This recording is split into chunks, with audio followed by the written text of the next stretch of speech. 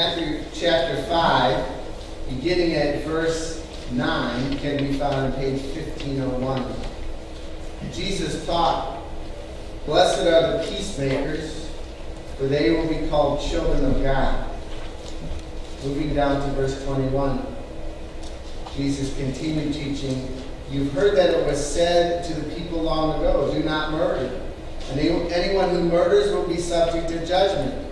But I tell you that anyone who is angry with his brother will be subject to judgment. Again, anyone who says to his brother, 'Rakah,' is answerable to the Sanhedrin.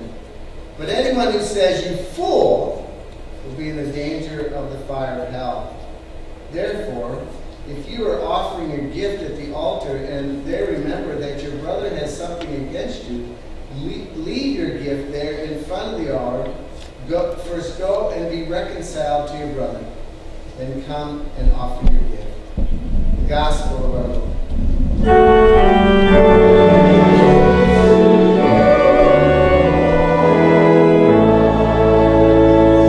Grace and peace to you from God our Father and from our Lord and Savior Jesus the Christ.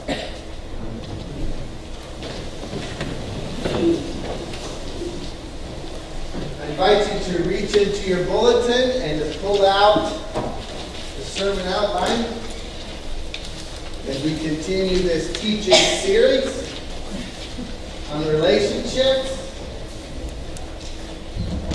I know many of you are on life groups that are working through this series during the week, and having some notes from today's sermon will be helpful to the discussion.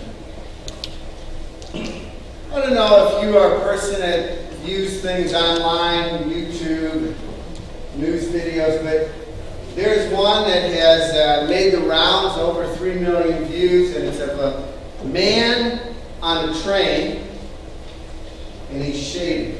Have you seen this one? Everyone under 35 shook their head. Everyone over with what? Computer is what?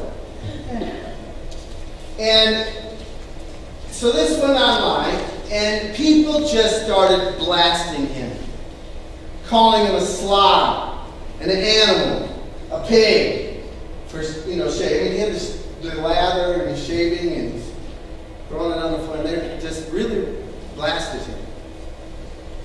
And then we found out his story. His name is Anthony Torres, 56. He's gone through several strokes. He's been homeless for some time. He was coming from a homeless shelter. In fact, his brother had gotten him a train pass so that he could help get him out of that homeless shelter. And Anthony wanted to clean up and look good for his, for his brother, not look like a homeless person. So when people learned that, when they learned his story, then many of them apologized online. See, so oftentimes we see something or we hear something that someone does and we react. It presses a button and we react. Sometimes with anger. But we don't know their story. Have you had that experience yourself? Where someone seems to overreact to something you said or did without knowing why you said it. Or have you been on the other side, where someone says or does something, it kind of presses a button in you and you react and become angry. And maybe you speak out or act out of that anger. We all have hot buttons.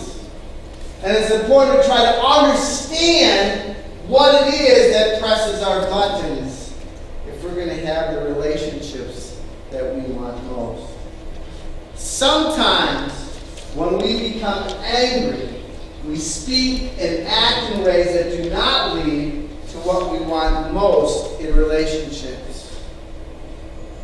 Here's this married couple. They've been having some struggles.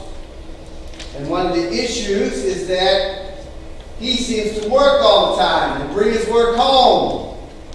And she thinks that he cares more about his work than about their relationship and her. And of course he thinks she doesn't understand kind of pressure he's under. So they've been having this conflict and finally decided they got to have a night just together, right? No cell phones, no work, just focus on each other. So she's getting ready, he's coming home. Well, of course, on the way home he gets a call and he needs to take care of it.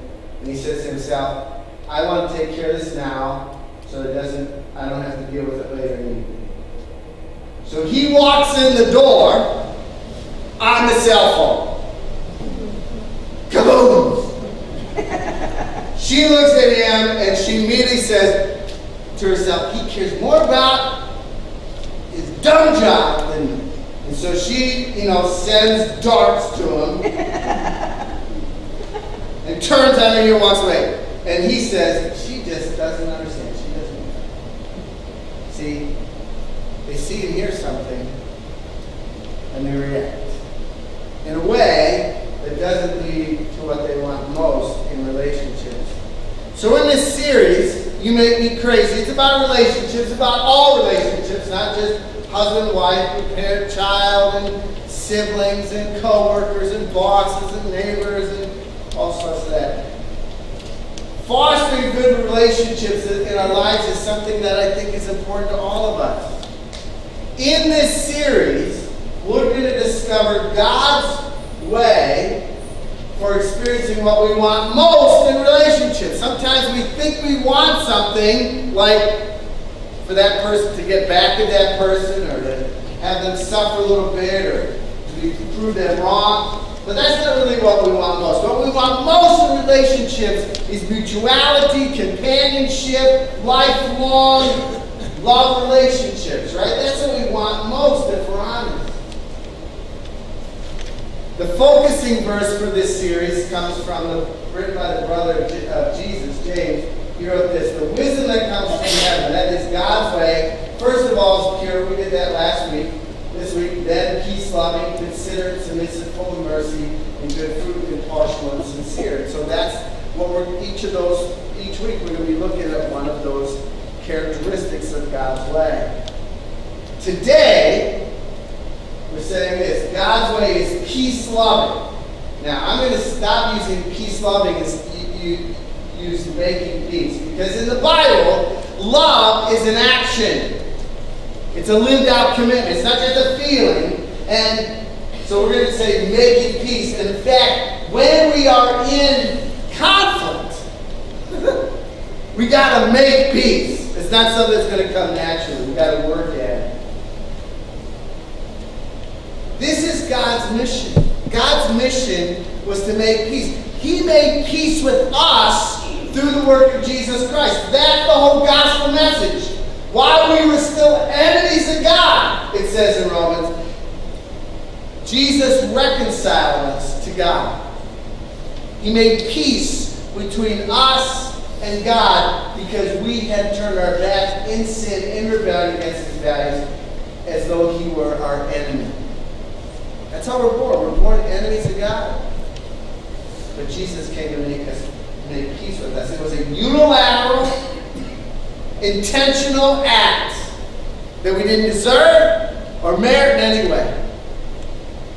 So in response to what God has done for us in Christ, we then are filled with God's Spirit to make peace with those around us and in the world, making peace in our relationships. And God's heart is warm. It's terrible, right? It's terrible when we don't have peace in our relationship. Who's experienced that terribleness in a relationship where there's conflict and there's no peace? It's horrible. Keeps us up at night. Gives us stress. Making peace in our relationships is God's way for us to experience what we want most in relationships, which is what God wants most for us. So as God the Son, Jesus, He taught that making peace is familiar to God. In other words, it's part of His family trait to make peace. At the beginning of His ministry, Jesus preached the Sermon on the Mount. It's recorded beginning in Matthew chapter 5. And he begins the Sermon on the Mount by giving 9 statements that are called Beatitudes. Beatitude is a fancy sounding word for meaning supreme blessing or exalted happiness. They all begin with blessed are. Some translations say happy are. Well, in the 7th Beatitude, Jesus teaches this. Blessed are the peacemakers, for they will be called children of God. Now, we've heard that, many of us. But here's my question. Who's doing the calling here? Who's the one calling them children of God? It is God. It is God who's making this call, this judgment. This teaches us that God's way of making peace is so of such great value to God. Is of such great value to God that when God sees us making peace, speaking and behaving in ways that bring peace into our relationships, God's heart is so warmed and he is moved to call us his children. Making peace is a family trait of God. It's what God wants most for himself and for us. To have peace in our relationships. And if we're honest, that's really what we want most too. Look how now stridently Jesus speaks and continues to teach that God's value of making peace in our relationships is so important. He goes on to say, you've heard that it was said to the people long ago, do not murder, and anyone who murders will be subject to judgment. This is one of the commandments, right? Thou shalt not kill. That's what it's referring to. It's the 5th commandment. I always remember the 5th commandment, thou shalt not kill, because if you take your 5 fingers and you make them a fist like you're going to hit someone, right? 5th commandment, you shall not kill, you shall not hurt. But look how Jesus intensifies this commandment when he teaches it. He says, you've heard it said, do not kill, do not murder. But I tell you, he's going to intensify it now. Anyone who is angry with his brother or sister will be subject to judgment.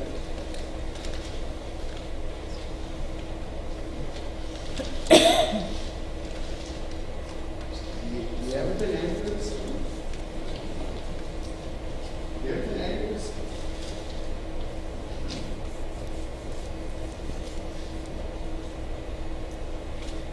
We all get angry sometimes. I get angry sometimes. Oftentimes with the people that are closest to me. Someone presses one of our buttons and boom! We get angry. We become angry. It's part of our brokenness in this world. If you want to understand that sin is a condition we're born into, just think about this one. It just happens, right? It's just part of our condition to become angry. In fact, this is such a disturbing statement, right? Jesus says, if you become angry, you're subject to judgment. That's harsh, isn't it? Strident, exaggerated. In fact, some of the earliest copies of this passage, manuscripts, the copier that was, the scribe that was copying, he just couldn't let that, he or she, he couldn't just let that sit there. He becomes angry. They added, you can see this in some of the early manuscripts, they added anyone who is angry without cause. They just couldn't let that sit there like that without cause. That's not what Jesus said. Anyone who becomes angry is subject to judgment. How can we make sense, and you can fill in your own adjective here, of this harsh, of this strident, of this exaggerated, of this intense teaching? How do we make sense of it? Dear ones, Jesus is being very precise. He's being very precise. Notice how he says, anyone who is angry with his brother or sister will be subject to judgment. It doesn't say will be judged. What will be subject to judgment? It could be translated liable or answerable. You see, getting angry is not so much the problem.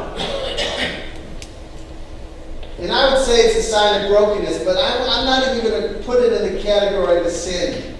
We get angry. Being angry, maybe some of us grew up in households where we were not allowed to be angry, right? That's not a good thing for us because it's part of the human condition. What Jesus is teaching here is the problem is not that you get angry. The problem, the sin, is how we act or speak in our anger. What do you say or do when you become angry?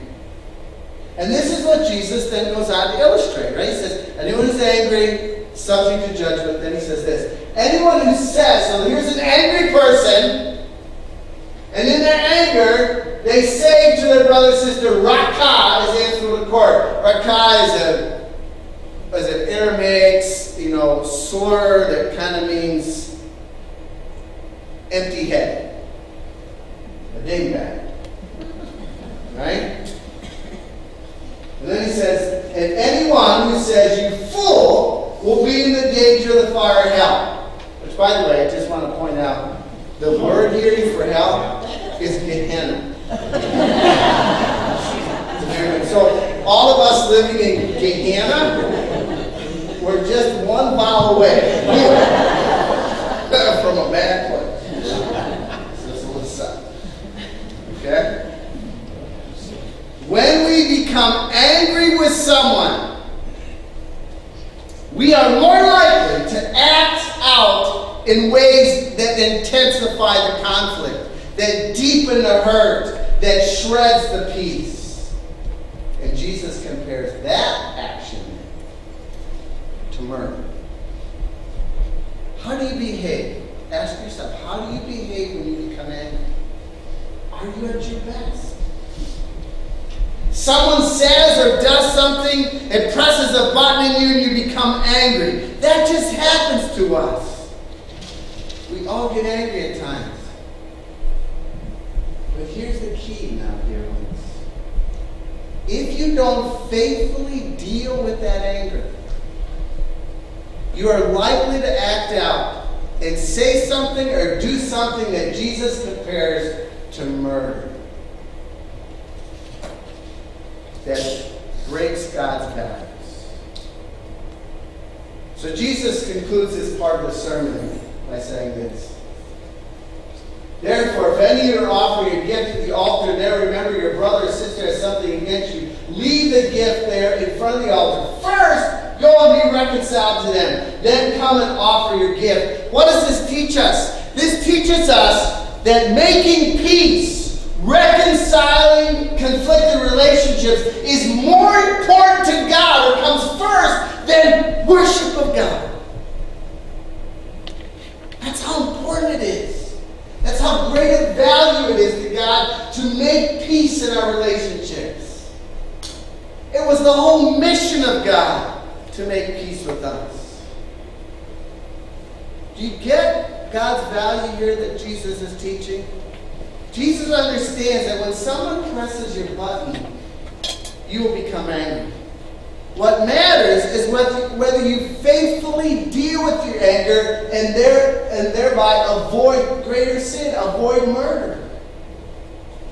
When we become angry, we speak and act in ways that make peace. If we do not feed our anger, if we stay in dialogue, and if we understand the pain of the other person. We do not feed our anger, we stay in dialogue, and we seek to understand the pain of the person that has pressed our button. Well, how do you do that? You do it by mastering your stories on your path to action. You do it by mastering your story on the path to action. This is how James, the brother of Jesus, taught God's way of making peace. He said this: everyone should be quick to listen, slow to speak, and slow to become angry. Because human anger does not produce the righteousness that God desires. That's what Jesus said too. In our anger, we speak and act in ways that are like murder. I want to take this verse, and I want to teach what I call, well, not me, this comes out of a book called Crucial Conversations, which is one of the best books, if not the best book I've ever read, about resolving conflict. And what's called the path to action. So, here's what happens. You see or hear something. Someone says, someone does something. If you had a video camera there and recorded it, everyone would say, yep, that's what was said. Yep, that was what was done. But then it presses your button. And you get, I'm going to skip this one right now. I'm going to go to the third one. It creates a feeling in you. A feeling arises. It could be anger, it could be fear, it could be sadness, maybe happiness, but a feeling is created. And based on that feeling, then you act. That's how it works, right? You see or hear something, a feeling is created, and then you act on your feeling. When that husband walked in the door with a cell phone, she saw it, created a feeling of anger, and she acted. Gave him darts, turned on her heel, and then he saw that, and then he reacted, and it just goes like that. That's how we spiral down into conflict in relationships. If we're going to master our stories, James says, be quick to listen and slow to speak and slow to become angry. Well, how do we hear and see something that presses our buttons and not become angry and then react? It has to do with the story we add. It's like that illustration, or that guy on the train shaving, right? People added a story. He's a slob, he's a pig, he's an animal. Until they understood his story, then it changed. When we are in relationships, we need to be quick to listen. When we're in conflict with someone, what we want to do, but try to do before we react in anger or fear or sadness, is get the story. Get things into what's called the pool of meaning between yourself and the other person. Hear why it is they said and did the thing they said or did. Try to learn what that is. So again, the husband walks in with the cell phone. What was his story? His story was, I want to get this out of the way so it doesn't conflict with the rest of our night together. Is that what the wife thought? No. He sees his wife shoot darts at him and turn on his heel. He says, his story is, she doesn't care about me and what I'm going through. Whereas the real story is that she's just yearning for some quality time with her husband. When we are quick to listen and slow to speak, in other words, when we try to learn and understand the other person's story, what's behind their actions, we are more likely not to react in anger, but rather with understanding and avoid becoming angry. Become slow to anger. That's what this means. How do you become slow to anger? You master your story. The other person does this. But you're in charge of your story that you add. They're not in charge of your story. You're the one that chooses. I'm the one that chooses to add whatever story it is. And depending on the story that you and I add, that's the feeling that will be created that will then lead to our action.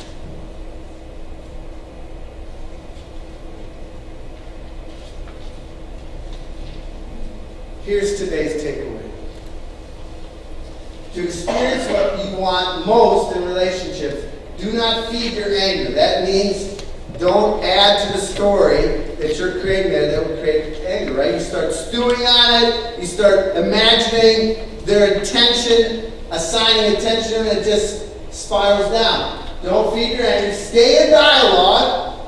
That's hard to do when you're angry, but if you're waiting to find out the real story, you're more likely to stay in dialogue because you're quick to listen and understand the pain of the other person. Understand what's motivating that. By mastering your stories that trigger your anger.